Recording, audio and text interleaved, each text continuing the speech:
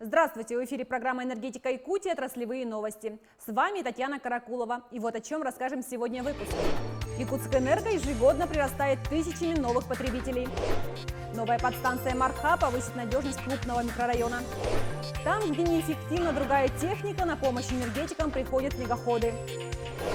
Якутскэнерго подключила к электрическим сетям около 6 тысяч новых потребителей. Такие данные приводятся за прошлый год. Для этого было построено 258 километров линий электропередачи и смонтировано более 90 подстанций. Сопоставимые с этими объемами задачи стоят и на текущий год. Подробности в нашем видеосюжете. Этот 12-этажный жилой дом на улице Билибина в Якутске готовится ко встрече новоселов. Недавно его присоединили к электрическим сетям, и строителям осталось завершить лишь внутреннюю отделку. А вот общественность Усть-Алданского улуса уже разрезала красные ленты. Здесь торжественно открылись новые детский сад, средняя школа и дом культуры.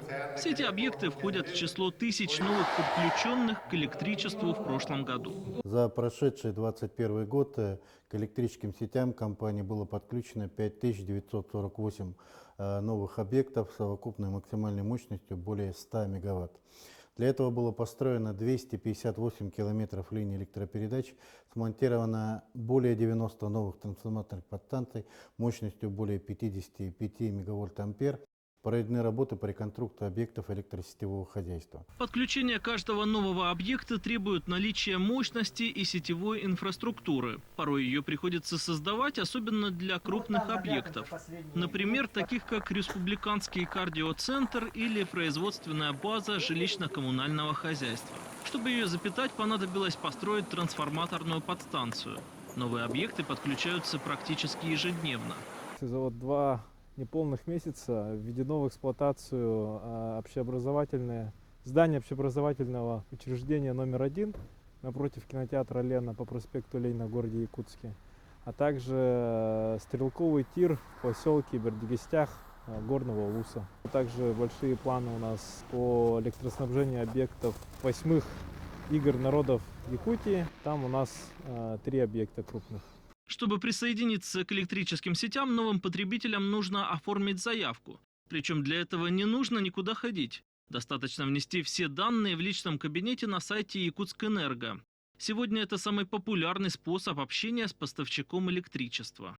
Если смотреть статистику, то более 80% заявок поступает через личный кабинет. Это льготная группа потребителей, физические лица до 15 кВт и юридические лица, индивидуальные предприниматели до 150 кВт. По 2-3 категории надежности. Все взаимодействия организации осуществляются через личный кабинет. Заявки отрабатываются в течение 10 рабочих дней по основной массе заявителей. Присоединяют потребителей круглый год. По правилам безопасности происходит это при отключенной линии. Поэтому кратковременные ограничения действующих абонентов необходимы. Если у вас в доме ненадолго погас свет, то это значит, что где-то рядом появятся новые огни. Генеральный директор Алексей Стручков проверил ход работ на подстанции Марха. Ее возводят с прошлого года. На сегодня уже смонтировано оборудование открытого распределительного устройства. Установлены силовые трансформаторы. Возведено здание комплексного распредустройства. Рядом забурены скважины для подхода воздушной линии напряжением 110 киловольт. Строительство этого крупного энергообъекта ведется в рамках инвестиционной программы энергокомпании. Новый объект заменит старую подстанцию и повысит надежность электроснабжения микрорайона Марха. Центр обслуживания потребителей энергосбыта по улице Федора Попова возобновил прием якутян. Правда, делается это по предварительной записи через личный кабинет на сайтах Якутскэнерго и Дальневосточной энергетической компании. Такая мера введена в связи с санитарной обстановкой. Примерно 300 клиентов в день проходит в Центре обслуживания потребителей по предварительной записи. Если кто-то не может пользоваться сервисом интернета, у кого-то не соответствует телефон, модели, да, могут подойти и очно наши девочки, специалисты, администраторы зала записывают на месте. Якутскэнергосбыт напоминает, что основные услуги можно получить, не посещая Центр обслуживания потребителей. Подать заявку на технологическое присоединение, получить консультацию специалистов можно при помощи онлайн-сервисов. Там, где неэффективна другая техника, на помощь приходят снегоходы. С их помощью проводится осмотр труднодоступных участков линии электропередачи. Такие поездки для неподготовленного человека настоящий экстрим. Но для электромонтеров обычные рабочие будни. О работе сетевого комплекса Сулгачи Амгинского района электрических сетей в материале Дмитрия Макарова. Кругом тайга и ни одного человека. Только звериные тропы изредка попадаются на пути снегохода. Сегодня мороз за -30. Но для опытного энергетика такой экстрим – обычный рабочий день. Сейчас он на задании. Осматривает линию электропередачи, ведущей в сторону Эльдикана. Сулгача, ОПО, прием. Дневной маршрут составляет около 50 километров. Нужно убедиться, что все опоры в порядке, а на проводах нет льда и изморози. Мастер сетевого участка Сулгачи Герман Христофоров в свободное время увлекается охотой, поэтому одному в тайге не привыкать. Главное, чтобы не подвела техника. Очень надежная, мотор мощный, но одному чуть-чуть тяжелее. Тем временем на подстанции на очередное дежурство заступил его сын. Петр Христофоров следит, чтобы оборудование работало исправно и потребителям подавалась качественная электроэнергия. Ну, это напряжение там контролируем, чтобы не выше поднялся, не ниже, не выше, так, средний. Подстанция Сулгачи – важный энергообъект для жителей сразу двух районов Якутии – Амгинского и Усть-Майского. Сюда напряжение приходит из Якутска через Чурапчу, потом расходится в 3 стороны – Амгу, Эльдикан и село Мандагай. Протяженность линий более 300 километров, и за ними нужно следить. По возвращению из тайги техника снова готовится к дальней дороге. Пружина ломается, вот, согнулся тот раз.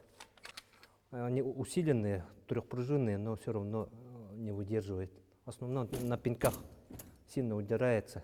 Нужно ничего не упустить, ведь любая поломка принесет немало проблем. Такие осмотры дальних участков продлятся всю весну и проводятся в каждом районе электрических сетей, где для посещения труднодоступных мест снегоход – самый удобный и проверенный вид транспорта.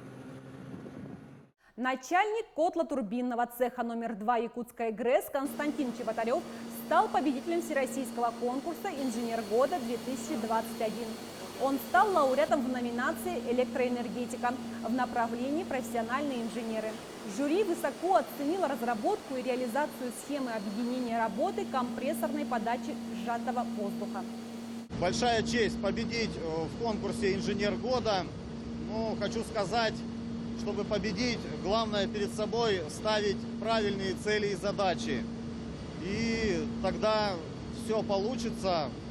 Конкурс «Инженер года» престижный среди специалистов. Он ежегодно определяет лучших по 44 номинациям в 2 направлениях – профессиональные инженеры и инженерное искусство молодых. Свои победители есть и в Нюрбинском районе электрических сетей. Здесь молодые электромонтеры получили звание бригады образцового соблюдения правил охраны труда и производственной дисциплины. На протяжении 3 месяцев конкурсанты показывали свой высокий уровень знаний. Быстрое и четкое выполнение задач помогло получить 1-е место в конкурсе. Мы от Нюрбинский раз выставили 2 бригады. По итогам конкурса наши 2 бригады, первое место заняла бригада АВБ, это оперативно-выездная бригада, и 2-я бригада по теплосоединению. Каждый электромонтер бригады победителя получил денежное вознаграждение. Этот конкурс проводится в подразделениях Якутскэнерго с 2013 года. Его главная задача – повысить производственную дисциплину в части охраны труда. Якутская энергоремонтная компания совместно с дизайн-студией «Пилигрим» рассказали об энергетике словами поэтов. В календаре на 2022 год на каждой странице портреты писателей и их строки. Авторы – известные поэты начала 20 века. Среди них Маршак, Маяковский, Евтушенко и другие. Поэзия энергетики теперь вдохновляет и придает силы людям, для которых электричество – это проза ежедневных рабочих будней. На сегодня у меня все. С вами была программа «Энергетика Якутии». До новых встреч!